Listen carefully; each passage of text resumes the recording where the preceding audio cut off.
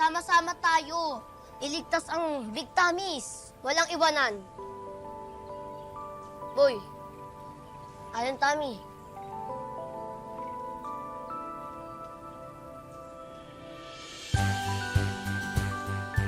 Walang iwanan. Iwanan. Ay, Rambo. Sandali lang. Di ba may CCTV tayo dito?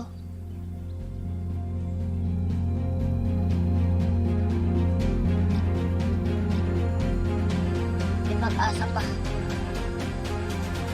Sige nga, Ompong, buksan mo.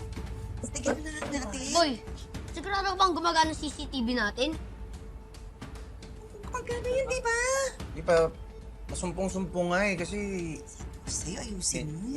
kalumaan na rin kasi, Aling Tami. Pero, di, malalaman natin mamaya kung maayos yung SD card. Oh, set up na natin. Ano, okay na ba? Check ko lang. Kasi siya ang nagkagawa nun eh. Okay? Ano, okay na? Okay na ba yan? Okay na nga ba yan?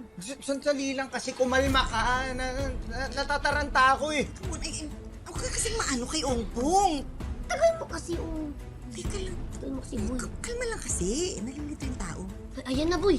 Ako yun ah. Uy, i-rewind mo nga, boy. I-rewind mo nga. Dito. Si Oliver yan, ah. Si Oliver nga. Papasok siya ng kusina. Naalala ko na. Kahapon nandyan siya eh. Ayan oh. Ay, oo, tama. Ayan, Ayan. Oh, habang naku naman. habang nag-aayos tayo, sumalisi siya. Oo. Kahapon pa, nandyan siya, oh. Ah, Kaya pala. Ugag talaga yung Oliver na yan eh. Sinasabi ko na nga ba may sumabotahe sa atin? Pero ba't naman ginawa niyo yun? Yun na nga eh. Tingnan nyo ha. Ano ang magiging motibo ng Oliver na yan para gawin niya yan? Yun nga din yung pinagtataka ko. Di ba? Ano boy? Anong plano mong gawin? Sasabihin mo ba yan kay Sir Eduardo? Hindi. Wag muna. Hindi pa malinaw ang lahat. Hindi pa ba sapat itong ebidensya natin? Oo nga, ayan na oh, kitang-kita eh. Kakausapin ko muna si Oliver. Oh, babalik muna ako sa barangay. Ikaw na muna ang bahala dito, boy. Sige. Sasabayin na ako sa'yo, ha? O ikaw na magsara neto, ha? O alam mo na. Okay, Alita. Yan ha. Ingatan mo yan. Teka.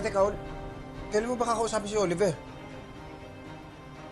Pag-uwi ko mamaya. Basta boy message mo ako. Sasama ako. Gusto kong makita yung reaksyon ng Ogad na yun. Tara na. Tatawagan na lang kita, boy. Sabayin na ako. O, ikaw na bahala dito, ha? Opo, ha?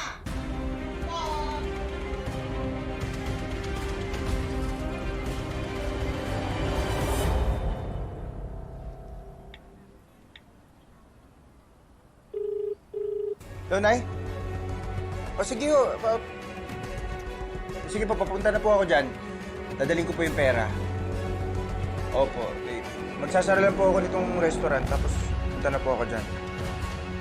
Sige po.